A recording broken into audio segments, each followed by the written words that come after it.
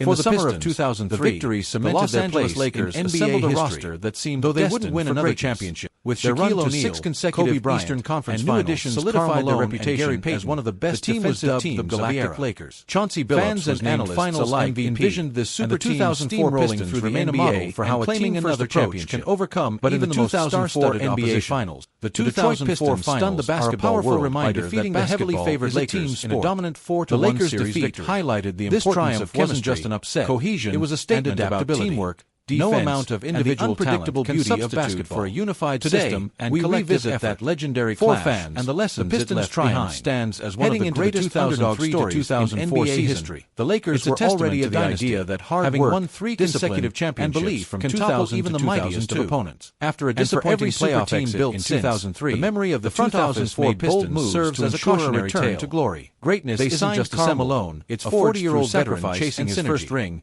Looking Gary back, Payton, the 2004 NBA Finals remain one of the most compelling examples with these of basketball's unpredictability. The Lakers boasted 4 players bound didn't just beat the Lakers. Expectations what it means to be a champion. On paper, their victory was a triumph was one of the most star-studded reminding us all why we love the game. But perhaps began to fascinating what-if question. Malone battled injuries. Could any team, even one as star-studded as the 2004 Lakers, beaten the Pistons that year? Meanwhile, tension between Shaq and Kobe, a storyline that had simmered for years, was unmatched, reached a boiling point, making their victory a story for the ages of internal discord. In an era dominated by individual stars, clawed its way to the NBA Finals. Pistons proved that individual brilliance is achieved together. Beyond the legacy endures not only in NBA history books, but also in the hearts of fans. The Lakers' success had made them the face of the NBA. And with that 2004 Pistons were more than champions. Phil Jackson's reputation as the Zen master was tested as he tried to juggle the egos and expectations surrounding the team. The weight of chasing a championship was not just physical but psychological. Every misstep became fodder for headline, and the narrative around the Lakers shifted with each passing game. The Lakers' journey through the Western Conference playoffs showcased both their brilliance and their vulnerabilities. After dispatching the Houston Rockets in the first round, they faced a gritty San Antonio Spurs team in the semifinals. The series went 6 games, with Derek Fisher's iconic 0.4-second buzzer beater in Game 5 serving as a reminder of the Lakers' championship pedigree. However,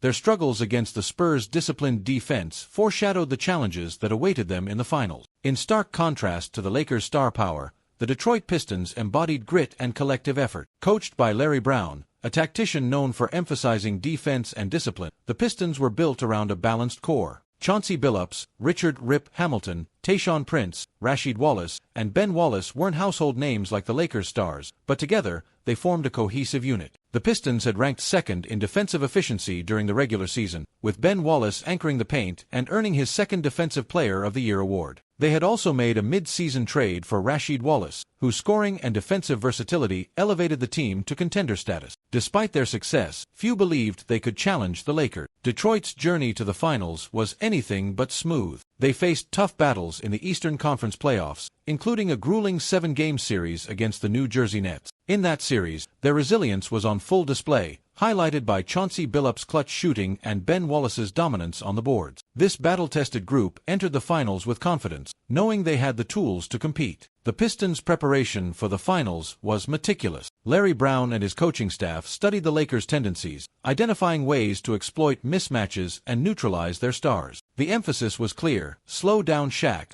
contest every Kobe shot, and force the Lakers' role players to beat them. Practices were intense, with players drilling defensive rotations and perfecting their execution on both ends of the floor. By the time the finals began, the Pistons were ready for war. Game 1 of the NBA Finals set the tone for the series. Played at the Staples Center, it was expected to be a showcase for the Lakers. Instead, the Pistons stunned the crowd with a 87-75 victory. Chauncey Billups orchestrated the offense masterfully, while the Pistons' smothering defense limited Kobe and Shaq's effectiveness. The narrative quickly shifted. Could the Pistons actually win this series? Detroit's defense became the defining story. Ben Wallace neutralized Shaq better than anyone had in years, while Tayshaun Prince's length and agility frustrated Kobe. The Lakers, used to relying on individual brilliance, struggled against the Pistons' team-oriented approach. The triangle offense faltered, and Gary Payton became a non-factor. Meanwhile, Chauncey Billups emerged as a star, earning the nickname Mr. Big Shot for his clutch performances. In Game 2,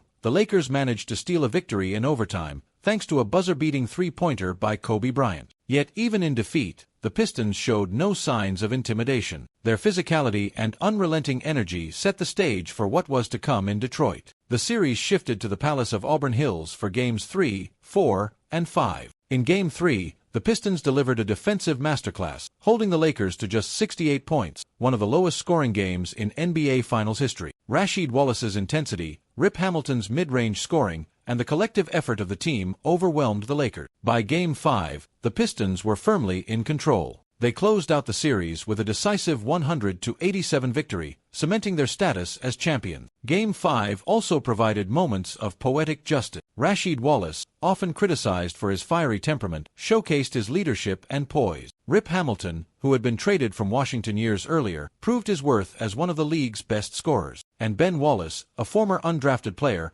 outshined Shaq on the game's biggest stage, earning respect as the heart and soul of the Pistons. The Pistons' victory was a triumph of teamwork and execution over star power. Larry Brown's defensive schemes exploited the Lakers' weaknesses, forcing them into uncomfortable positions. Detroit's starting five complemented each other perfectly, with each player embracing their role and putting the team above individual glory. The bench also played a pivotal role. Players like Mehmet Okur and Lindsey Hunter provided valuable minutes, ensuring the starters stayed fresh. Every player contributed, underscoring the depth and versatility of this roster. In contrast, the Lakers' internal issues were magnified under the bright lights of the finals. Shaq and Kobe's feud disrupted chemistry, and injuries to Malone and Payton left the team vulnerable. The Galactic Lakers were a collection of stars, but they lacked the cohesion needed to overcome a team as disciplined and determined as the Pistons. The 2004 Finals marked the end of an era for the Lakers. Shaquille O'Neal was traded to the Miami Heat that off-season, effectively ending the Shaq-Kobe partnership. Phil Jackson temporarily stepped away from coaching,